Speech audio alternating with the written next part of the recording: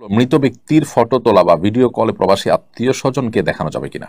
মৃত ব্যক্তির ছবি তোলা কিংবা ভিডিও কল করা থেকে বিরত থাকা উচিত, কারণ মৃত্যুর পর মানুষের চেহারাতে, তার শরীরে নানা রকমের পরিবর্তন এসে যায় অনেক সময়। এই ছবি তোলাটা ভালো কোনো বিষয় নয়। এটা থেকে যথাসম্ভব আমাদের বিরত থাকা উচিত।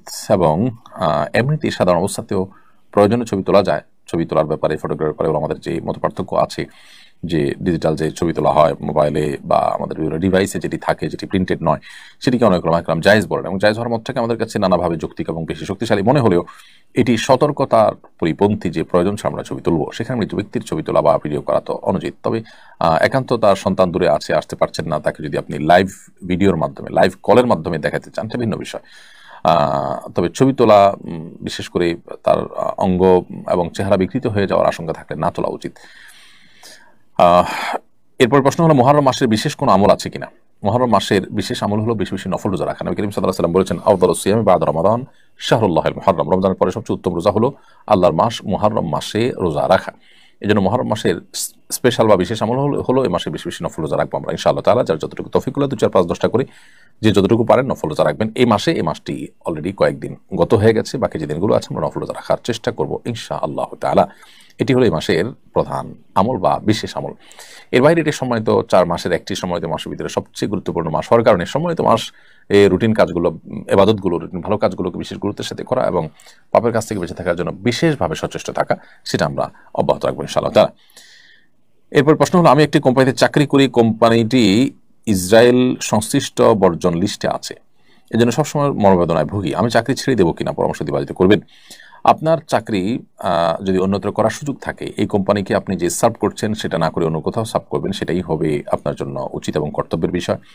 যদি আপনি কোম্পানিতে কাজ করে কোম্পানিতে যতটা সার্ভ করছেন তার চেয়ে দিনের জন্য তার চেয়ে বেশি করতে পারছেন, এখানে থেকে বরং আপনি দিনের সুবিধা বা ইসলামের স্বার্থ আরো বেশি রক্ষা করতে পারছেন, যেটা অন্য জায়গায় গেলে সম্ভব হবে না। এরকম যদি হয় তাহলে আপনি এটা করতে পারেন, বিশেষ করে আপনার যে কাজ, সে কাজটা যদি মৌলিকভাবে হারাম না হয়।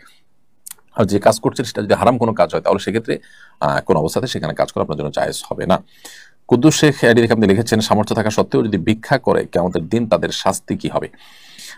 সামর্থ্য থাকা সত্ত্বেও ভিক্ষা করা কোনো জায়েজ কাজ নয়, ভালো কাজ নয়। নবী করিম সাল্লাল্লাহু আলাইহি ওয়াসাল্লাম উৎসাহিত করেছেন।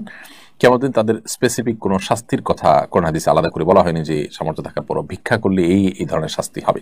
তবে সন্দেহাতীতভাবে সামর্থ্য থাকার পরও ভিক্ষা করা এটা নিকৃষ্ট কাজ এবং আল্লাহর কাছে অপছন্দনীয় কাজ। রাজধানী মহাখালীতে কূটনীতিকদের জন্য মদের বিক্রয় কেন্দ্র স্থাপন করেছে পর্যটন কর্পোরেশন। রাষ্ট্রীয় প্রতিষ্ঠানের পক্ষ থেকে অমুসলিমদের জন্য মদের বিক্রয় কেন্দ্র প্রতিষ্ঠা করার বিধান কি? দেখুন, একটি মুসলিম প্রধান দেশে মুসলমানদের ট্যাক্সের টাকায় কোনো মদের বিক্রয় কেন্দ্র স্থাপন করা এটা উচিত হবে না, অথবা সরকারি কোনো প্রতিষ্ঠানে এরকম কোনো কাজ করা মুসলমানদের যে চিন্তাধারা, বেশিরভাগ মানুষ যে দেশে মুসলমান সে দেশের মানুষের চিন্তাধারার পরিপন্থী কাজ করা, তো জনগণের চিন্তা চেতনা, আশা আকাঙ্ক্ষার পরিপন্থী কাজ করা, এটা তো আসলে তথাকথিত যে গণতন্ত্রের কথা বলা হয় সে গণতন্ত্রের সাথেও যায় না। অতএব এটার আমরা তো বলবো যে এটা না করা উচিত এবং সেই দৃষ্টিকোণ থেকে এটি কোনো অবস্থাতে জায়েজ হওয়ার কথা নয়। এমনকি আপনার ইহুদি খ্রিস্টানদের ধর্মতেও বেসিক্যালি এটি জায়েজ নয়। বাকি তারা তাদের ধর্ম থেকে বিচ্যুত বা তার ধর্মীয় বিধান থেকে বিচ্যুত, যার কারণে তারা হয়তো এই সমস্ত বিধানগুলোকে তোয়াক্কা করছে না বা আমল করছে না। এমনকি তাদের ধর্ম নামকে অস্তে থাকছে বেশিরভাগ ক্ষেত্রেই, বাস্তবিক অর্থে বা প্র্যাকটিসের ক্ষেত্রে তারা অনেকেই মূলত নাস্তিকের পর্যায়ে চলে গেছেন। তো এটা খুবই দুঃখজনক এবং এটা তাদেরকে কাফিরে পরিণত করে দেয়। তারা যে আহলে কিতাবের সুবিধা পাওয়ার কথা সেই সুবিধা থেকে তারা বেরিয়ে যায়। যাই হোক, তো মুসলমানদের ট্যাক্সের টাকায় কোনো প্রতিষ্ঠান পরিচালিত হলে, সরকারি কোনো প্রতিষ্ঠান হলে, সেই প্রতিষ্ঠান আসলে মুসলমানদের আশা আকাঙ্ক্ষার প্রতিফলন হয় না, এরকম কোনো কাজ করবে না, সেটাই উচিত এবং কর্তব্য।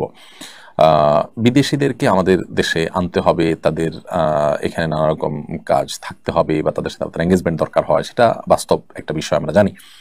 কিন্তু আমরা তাদের জন্য অ্যারেঞ্জ করব এবং তাদেরকে সুযোগ সুবিধা দিব এমন বিষয় যেগুলো শরিয়া অ্যালাউ করে না, সেটা মুসলমান হিসেবে আমাদের জন্য জায়েজ নয়।